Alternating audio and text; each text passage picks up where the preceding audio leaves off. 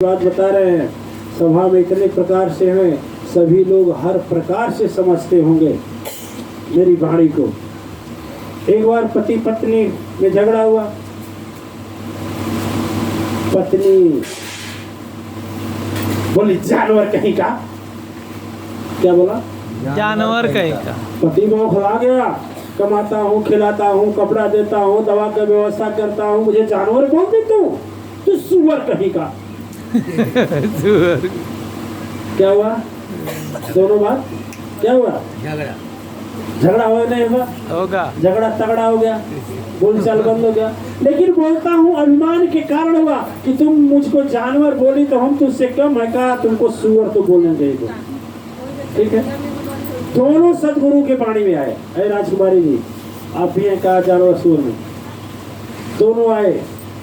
दोनों आए। जब हमने कहा कि देखो ठीक है, कहा सुनी ठीक है, लेकिन लंबा न खींचे, तुरंत समझौता हो जाए, जितना जल्द हो जाए।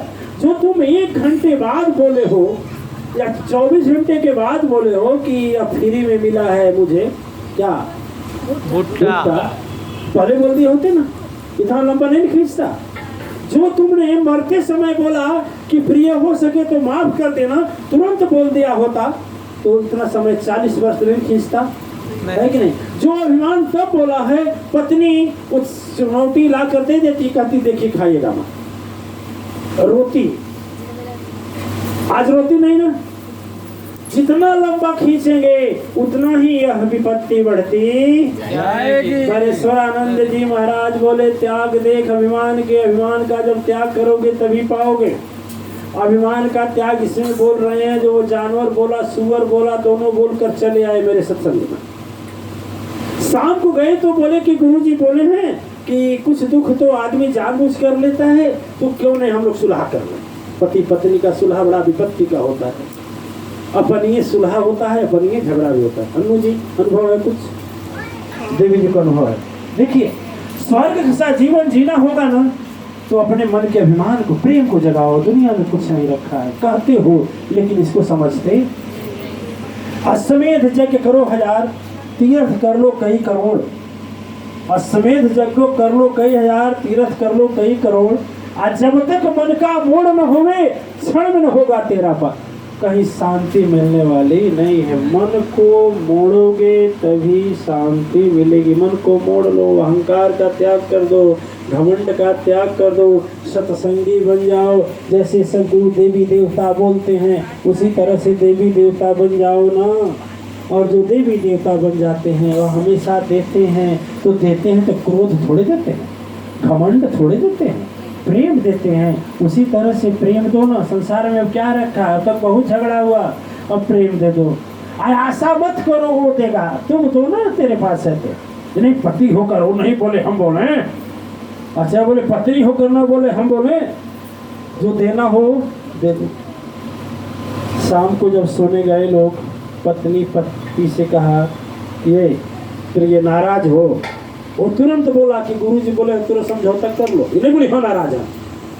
तो ये सही बात है, गुरुजी की बात नहीं मानेंगे तो बात गड़बड़ हो जाएगी, दुख बढ़ जाएगा। बोले आप नाराज हैं? अरे प्रिय हम काहे के नाराज हैं, हम तो सोच रहे थे तुम बोल दो नाराजगी खत्म। नहीं, हम तुमको सुअर बोल दिए।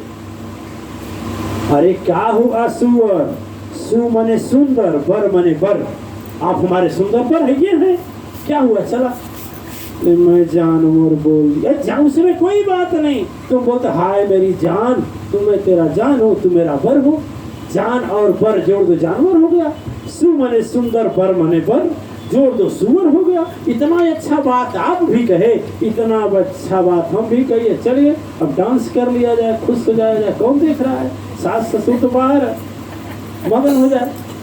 जीवन में नृत्य लाना, जीवन में खुशी लाने के उपाय आप लोगों के पास है।